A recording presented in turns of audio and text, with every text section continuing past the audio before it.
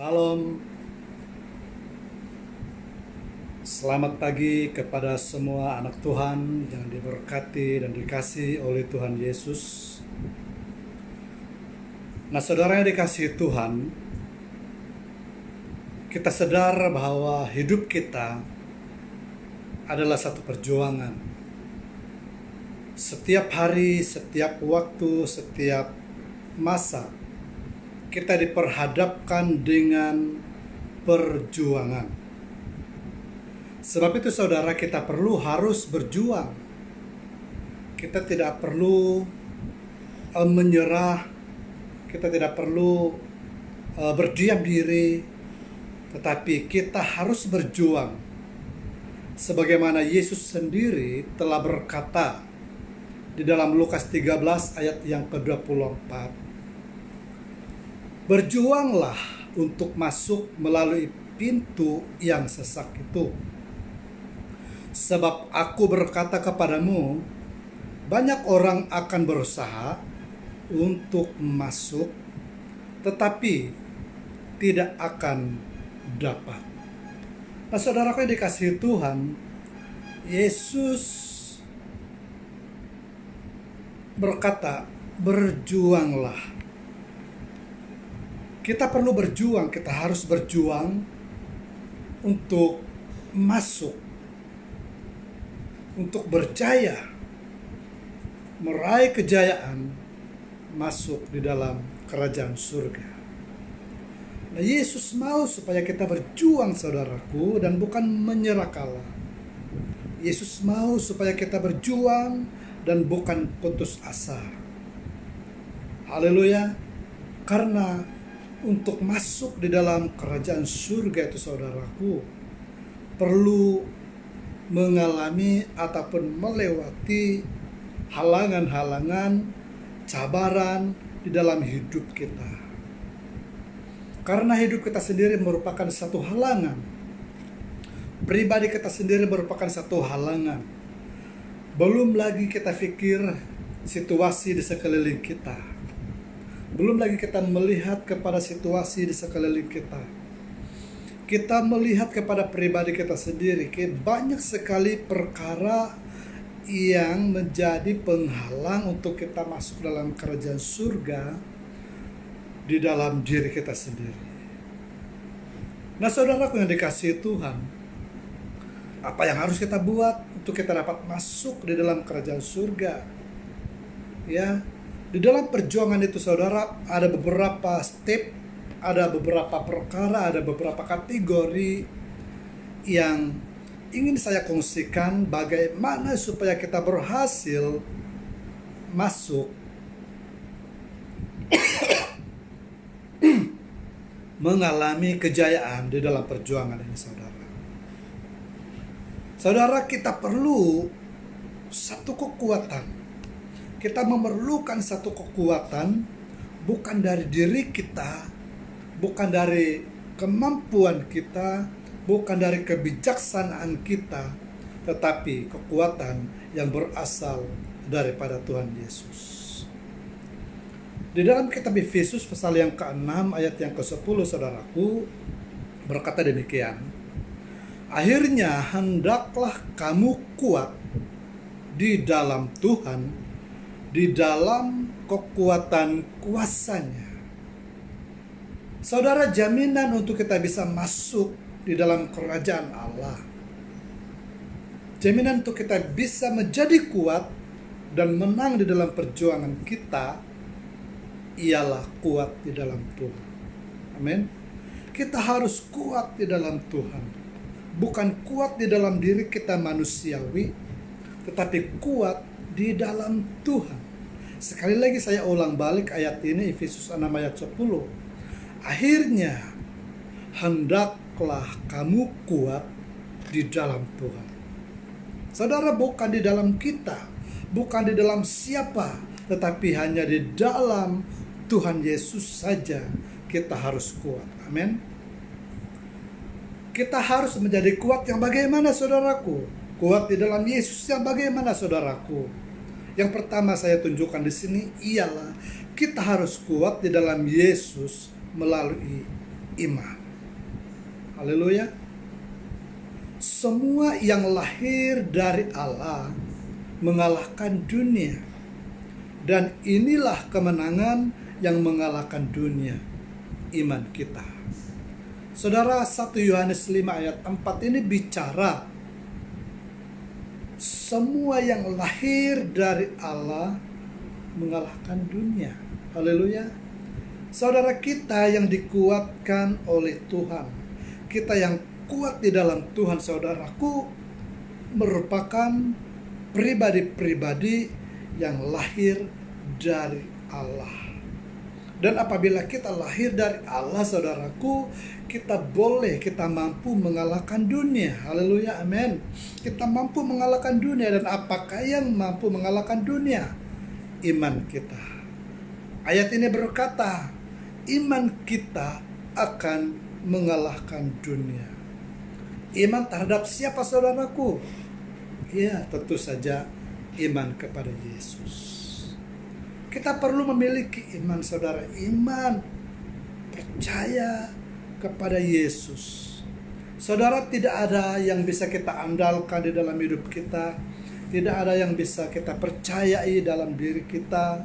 Tidak ada yang boleh kita jadikan sebagai satu sandaran untuk kita bisa berjuang dan mengalami kemenangan, untuk kita memiliki kekuatan selain daripada di dalam Yesus Kristus melalui iman Anda dan saya. Saudara, iman itu berkata, saya tahu bahwa bukan kuat, bukan gagahnya saya, tetapi oleh Roh Tuhan. Amin. Percaya, yakin bahwa roh yang ada padamu lebih besar daripada roh yang ada di dunia ini. Roh yang ada pada Anda dan saya adalah lebih besar daripada roh yang ada di dunia ini. Sebab itu, saudara, kita akan mengalami kekuatan, kita akan mampu berjuang dan meraih kemenangan karena kita kuat, karena roh yang ada pada kita lebih besar daripada roh yang ada di dunia.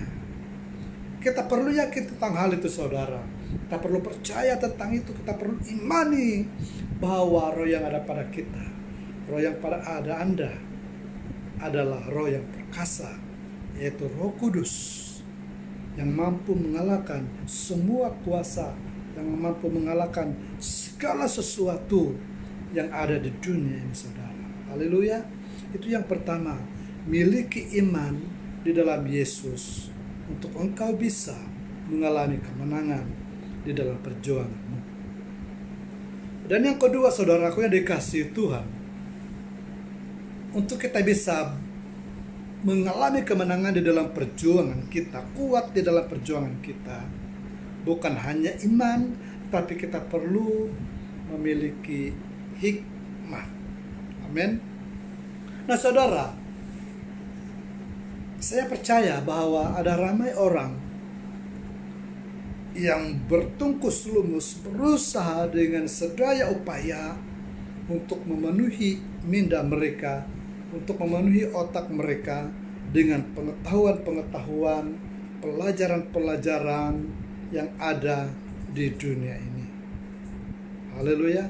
Tetapi saudaraku, ada sesuatu yang lebih tinggi, yang lebih kuat, yang lebih ampuh selain daripada hikmat manusia, selain daripada hikmat dunia ini, yaitu hikmat daripada Tuhan. Di dalam Amsal pasal yang ketiga ayat 19, saudaraku, dengan hikmat Tuhan meletakkan dasar bumi, dengan pengertian Dia ditetapkannya langit. Perhatikan, saudaraku yang dikasihi Tuhan, bahwa Tuhan meletakkan dasar bumi ini dengan hikmatnya. Tuhan menetapkan langit dengan pengetahuannya. Jadi saudara, mampukah manusia, mampukah kekuatan-kekuatan saintis, mampukah manusia yang bijaksana, yang berpelajaran tinggi, keluaran daripada PhD Harvard dan sebagainya untuk meletakkan dasar bumi. Mampukah manusia, pengetahuan hikmat manusia itu menetapkan langit? Mustahil, saudaraku. Sangat mustahil untuk manusia meletakkan dasar bumi, menetapkan langit. Tetapi Tuhan yang penuh dan kaya dengan hikmat, Dia telah menetapkan bumi, dasar bumi diletakkannya, dan menetapkan langit. Sebab itu saudara, sebagai orang yang percaya, sebagai orang yang dikatakan anak Tuhan, sebagai orang yang memiliki iman, ya, kita perlu memiliki hikmat daripada Tuhan Yesus.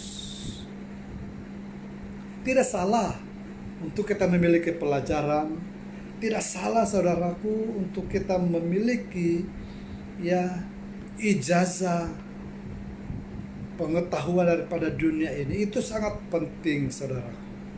Saya tidak melarang anak-anak saya untuk menimba pengetahuan, untuk anak-anak saya belajar di peringkat yang tinggi. Bahkan saya mendorong mereka, saudaraku. Tetapi saudara, jangan lupa bahwa ada hikmat lain, ada pengetahuan lain yang lebih tinggi, lebih besar daripada yang ada di dunia ini, yaitu hikmat Tuhan. Sebab itu saya mendorong kepada Anda, selain daripada kita memiliki hikmat dunia ini, hikmat manusia ini, kita perlu dan harus memiliki hikmat daripada Tuhan. Saudara, hari-hari ini kita diperhadapkan dengan situasi yang mencabar sekali, apalagi saat ini dalam keadaan dunia bergoncang dengan virus. Kita perlu tinggal di dalam hikmat Tuhan.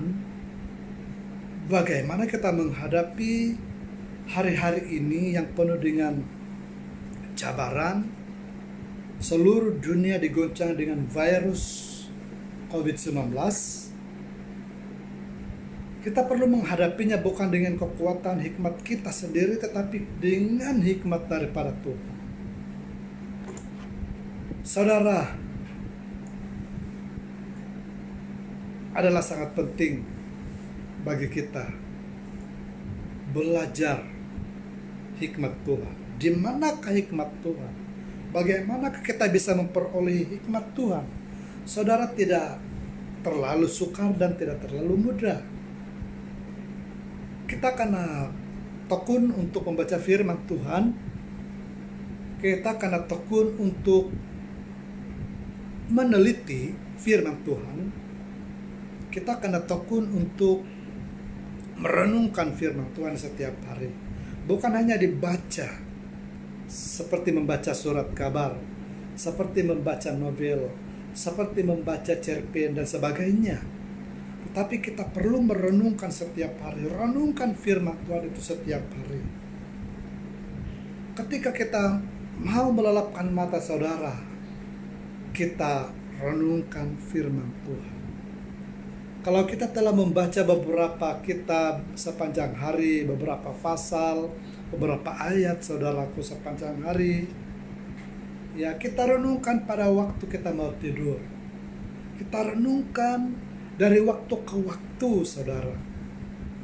Dan kita percaya bahwa apabila kita merenungkan firman Tuhan, apabila kita meneliti firman Tuhan, saudara, hikmat daripada Tuhan, hikmat daripada surga itu akan masuk menguasai hidup kita. Pastinya kita akan tahu apa yang harus kita buat, apa yang harus kita lakukan, bagaimana kita menjalani hidup kita sehari-hari ini dengan panduan hikmat daripada Tuhan. Haleluya. Nah, saya katakan tadi bahwa tidak terlalu susah, tidak terlalu mudah. Kita kena belajar dengan tekun firman Tuhan setiap waktu. Tidak perlu masuk di dalam sekolah teologi ya, kalau itu bukan panggilan kita. Kita hanya cukup tekun saja membaca belajar dan merenungkan firman Tuhan secara pribadi. Itu lebih memadai. Haleluya. Dan pastinya hikmat kita akan ditambahkan oleh Tuhan. Itu yang kedua, saudaraku. Dan yang ketiga, sebagai orang yang mau berjuang di dalam Tuhan, masuk ke dalam kerajaannya Allah, untuk mendapatkan kekuatan, bisa berhasil dalam perjuangan, kita harus bukan hanya percaya atau beriman, bukan hanya memiliki hikmat, tetapi kita harus sabar. Amin. Sabar. Di dalam Amsal 16 ayat 32, saudara, berkata demikian. Orang yang sabar melebihi seorang pahlawan. Orang yang menguasai dirinya melebihi orang yang merebut kota. Amin. Wow. Saudara, rupa-rupanya kesabaran itu merupakan satu kekuatan yang tidak bisa ditandingi. Sabar merupakan satu kekuatan yang tidak bisa dikalahkan. Kesabaran. Haleluya. Manusia itu, saudara, harus belajar untuk sabar. Siapakah pribadi yang boleh kita ambil sebagai contoh yang sangat konkret? Saudara, tidak ada yang lain selain daripada Yesus Kristus. Saudara, bayangkan Yesus itu, saudaraku, seorang pribadi yang telah menciptakan langit dan bumi. Dia adalah Tuhan, dia adalah Allah, Khalik langit dan bumi.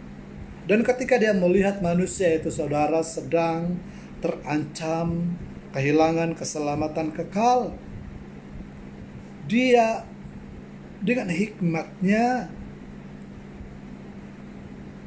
mau menyelamatkan manusia, Anda dan saya. Ketika manusia itu sedang kehilangan keselamatan, Allah yang penuh dengan sabar menanti manusia itu datang, tetapi manusia tidak pernah sadar. Allah mengambil keputusan untuk menjadikan dirinya sebagai manusia dan dia datang di dunia. Dia datang di dunia dan menjadi manusia sama seperti Anda dan saya. Lalu saudaraku, apa yang terjadi ketika Yesus itu menjadi manusia 100%? Ya, dia mengalami tantangan, dia mengalami penolakan, dia mengalami kritikan, dia mengalami pukulan yang sangat hebat. Bahkan saudara, Yesus itu dihina, diludahi. Saudara, saya begitu kagum dengan Tuhan kita. Dia memiliki kesabaran yang sangat tinggi, saudara. Orang meludah, orang menampar, orang menghina dia, tetapi dia tetap senyum. Dia tetap mengasihi. Bahkan ketika orang menangkap dia, memukul dia, bahkan muridnya sendiri menjual dirinya kepada musuhnya, dia tetap mengasihi musuh. Dia tetap mengasihi muridnya yang menjual dia. Lalu Yesus itu, saudara, ditangkap lalu disalibkan. Ketika berada di kayu salib, saudaraku, Yesus tidak pernah bersungut, Yesus tidak pernah mengkritik, Yesus tidak pernah berkata kasar terhadap mereka yang menganiaya dia. Boleh saja kalau Yesus itu tidak sabar, saudaraku, boleh saja dia melawan. Boleh saja dia membiarkan murid-muridnya, mungkin dia akan meminta murid-muridnya merekrut murid yang lain, melatih pengetahuan-pengetahuan gorila, menyerang musuh yang lain, pengetahuan askar akan diajarkan kepada murid-muridnya. Boleh saja dia berbuat demikian, saudara. Tapi Yesus itu adalah sabar. Ketika nafasnya sedang habis, saudara, dia masih sempat berkata, "Ampunilah mereka, karena mereka tidak tahu apa yang mereka perbuat." Suatu kesabaran yang sangat tinggi, saudaraku. Yesus begitu sabar. Dan apa yang terjadi? Akhirnya Yesus dibangkitkan kembali dan diangkat kembali ke surga, dan dia duduk kembali di atas taktanya di surga. Bayangkan, saudara, kesabaran yang begitu besar, kesabaran yang begitu tinggi, ya, yang ada pada Tuhan Yesus. Jangan katakan dia adalah Tuhan. Ketika dia menjadi manusia 100%, tidak ada unsur-unsur, tidak ada ciri-ciri, tidak ada sedikit pun yang tinggal kuasa di dalam dirinya. Dia mengosongkan dirinya menjadi manusia 100%. Tetapi oleh karena dia memiliki kesabaran yang sangat tinggi, saudaraku, dia mampu untuk memenangkan perjuangan. Dia mampu mengalami kemenangan di dalam perjuangan dan masuk kembali ke dalam kerajaan surga. Haleluya. Sabar. Orang yang sabar melebihi seorang pahlawan. Orang yang menguasai dirinya melebihi orang yang merebut kota. Sangat penting, saudaraku, kalau kita mau memiliki kemenangan dalam perjuangan kita, bukan hanya ada iman, bukan hanya ada hikmat, tetapi kita perlu memiliki kesabaran yang sangat tinggi, sama seperti Yesus. Saya percaya, saudara, kalau kita sabar, ya, kalau kita sabar, kalau ada 10, ada 100, ada 5.000, 10.000, 20.000 rakyat Malaysia di Sabah yang sabar menghadapi, ya, PKP, pastinya kita akan menang dengan cepat melawan COVID-19. Nah, itu yang ketiga, saudara. Yang keempat, bagaimana kita mampu masuk dalam kerajaan Allah, bagaimana supaya kita kuat di dalam Tuhan, yaitu harus hidup kudus. Haleluya. Di dalam Injil Yohanes 17 ayat 17 sampai ayat yang ke-19, kuduskanlah mereka dalam kebenaran. Firman-Mu adalah kebenaran. Sama seperti Engkau telah mengutus aku ke dalam dunia, demikian pula aku telah mengutus mereka ke dalam dunia. Dan aku mengutuskan diriku bagi mereka. Minta maaf. Dan aku menguduskan diriku bagi mereka, supaya mereka pun dikuduskan dalam kebenaran. Amin. Saudara, saya katakan di sini, 10 kali kita berdoa dalam sehari, 20 kali kita berdoa dalam sehari,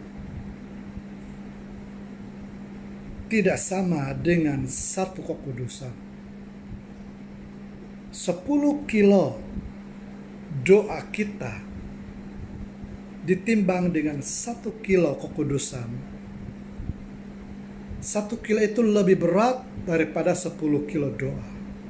1 kilo kekudusan lebih berat daripada 10 kilo doa. Kenapa, saudaraku? Iblis sangat takut dengan kekudusan.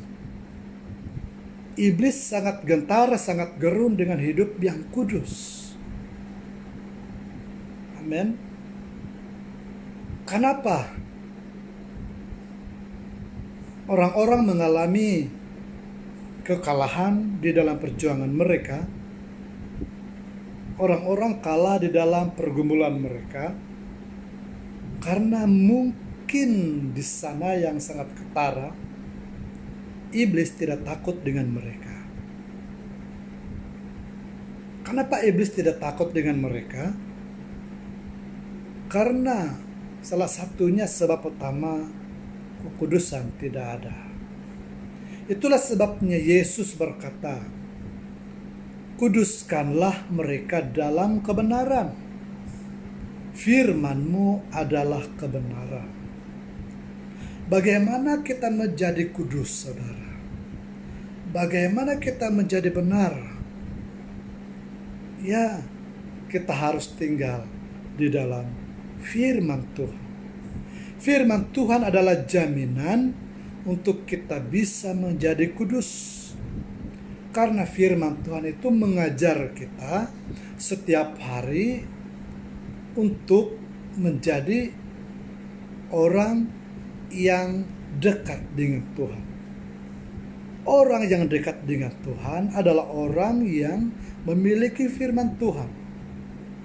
Dan firman Tuhan yang menguasai hidup orang itu, firman Tuhan itu yang akan menguduskan, yang membenarkan pribadi orang yang memiliki firman Tuhan. Apabila orang itu mempraktikkan firman Tuhan dalam hidupnya sehari-hari, maka firman Tuhan itu, saudaraku, akan bekerja di dalam hidup pribadi orang yang mempraktikkan firman Tuhan itu setiap hari. Nah, sebab itu Yesus katakan di sini, kuduskanlah mereka dalam kebenaran, firman-Mu adalah kebenaran. Amin. Sebab itu, saudaraku, kita perlu sekali memiliki firman Tuhan. Sama seperti Engkau telah mengutus aku, kata Tuhan, ke dalam dunia, demikian pula aku telah mengutus mereka. Siapa mereka itu? Anda dan saya yang mempraktikkan firman Tuhan. Demikian pula aku telah mengutus mereka ke dalam dunia, dan aku menguduskan diriku, kata Tuhan. Aku menguduskan diriku bagi mereka, supaya mereka pun dikuduskan dalam kebenaran. Saudara, firman Tuhan itu akan memampukan kita untuk menjadi kudus. Amin. Maka dengan itu jangan hanya dibaca firman Tuhan, jangan hanya dibaca seperti surat kabar, jangan hanya dibaca seperti cerpen, tetapi firman Tuhan itu harus direnungkan dan dipraktikkan, dilakukan dalam hidup kita. Haleluya. Saya percaya bahwa firman itu berkuasa, dan firman itu akan berkuasa apabila kita bukan hanya membaca, tetapi merenungkannya dan mempraktikkan di dalam hidup kita setiap hari. Amin. Itu yang keempat, saudara. Dan yang kelima dan terakhir ialah kasih. Dalam Markus 12 ayat 30 dan 31, kasihilah Tuhan Allahmu dengan segenap hatimu dan dengan segenap jiwamu dan dengan segenap akal budimu. Dan hukum yang kedua ialah kasihilah sesamamu manusia seperti dirimu sendiri. Tidak ada hukum lain yang lebih utama daripada kedua hukum ini. Saudara, Yesus berkata, kasihilah Tuhan Allahmu. Mengasihi Tuhan itu, saudara, bukan hanya di bibir saja. Mengasihi Tuhan itu, saudara, bukan hanya dengan ucapan kata. Mengasihi Tuhan itu, saudara, bukan hanya di ujung lidah, tetapi mengasihi Tuhan itu, saudara, lewat tindakan. Kita perlu bertindak untuk menyatakan, mengekspresikan kasih kita kepada Yesus. Kita perlu bertindak sesuatu, melakukan sesuatu untuk mengekspresikan bahwa kita ini mengasihi Tuhan. Ada ramai orang menyanyikan lagu "Ku mau cinta Yesus selamanya. Ku mau cinta Yesus selamanya. Meskipun badai silih berganti dalam hidupku, ku tetap cinta Yesus selamanya." Saudara, menyanyikan lagu "Ku mau cinta Yesus selamanya" itu tidak cukup, saudara. Tetapi ada baiknya kalau bukan hanya menyanyikan lagu "Ku mau cinta Yesus selamanya", tetapi saat kita berhadapan dengan masalah, saat kita berhadapan dengan cabaran, saat kita berhadapan dengan hinaan, penolakan, kritikan, kita terus mengucap syukur dan memberkati pengampunan dengan orang lain. Seperti mana yang Yesus lakukan saat dia ditolak, dihina, dikritik, bahkan dibunuh di atas kayu salib. Yesus berkata dia mengasihi orang. Yesus berkata, ampunilah mereka. Haleluya. Karena saudaraku, kita tidak bisa mengasihi Tuhan dengan hanya mulut. Kita tidak bisa mengasihi Allah kita dengan hanya kata-kata. Melainkan kasih kita itu harus diekspresikan dari hati kita kepada Tuhan melalui orang-orang yang kita lihat, yang ada di sekeliling kita. Kita tidak dapat mengasihi Tuhan lalu membenci saudara kita.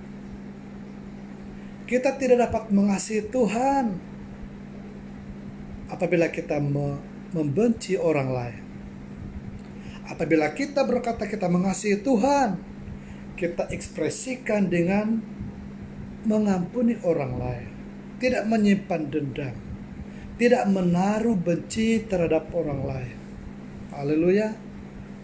Mengasihi Tuhan itu, saudara, perlu ada tindakan, yaitu mengampuni saudara kita, melakukan sesuatu sebagai ekspresi kasih kita kepada Tuhan melalui pribadi-pribadi yang ada di sekitar kita. Amin. Haleluya. Saudara, sebagai kesimpulan, hidup kita ini selalu berhadapan dengan perjuangan. Hidup kita selalu terdedah dengan perjuangan. Dan kita tidak perlu berdiam diri atau berputus asa, karena Yesus berkata, berjuanglah. Maka dengan itu kita harus berjuang, dan untuk mengalami kemenangan dalam perjuangan kita harus kuat. Kuat di dalam Tuhan, sebagaimana Efesus 6 ayat 10.